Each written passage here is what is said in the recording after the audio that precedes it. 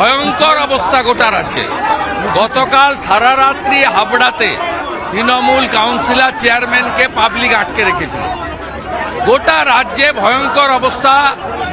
গোটা রাজ্যে মমতা ব্যানার্জির যে তথাকথিত উন্নয়নের কঙ্কাল সার বেরিয়ে গেছে।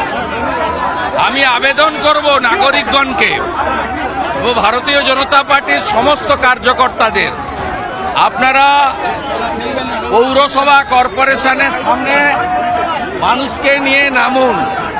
জল যন্ত্রণায় বিভৎস অবস্থা। আমরা যে রুটে আজকে করেছে জেলা প্রেসিডেন্ট, এখানে জল নেই, কিন্তু হাওড়ার বিরাট অংশ জলের তলায়। এখানে কর্পোরেশনের ভোট হয় না 4 বছর, 8 বছর। এরকম 21টা পুরসভা কর্পোরেশন আছে, ভোট হয় না। কলকাতার যে অবস্থা ভয়ঙ্কর। অতএব কেউ সুরক্ষিত নয়। কোন গর্তে আপনি পড়বেন বাড়িতে যাওয়ার সময় আপনি নিজেই জানেন।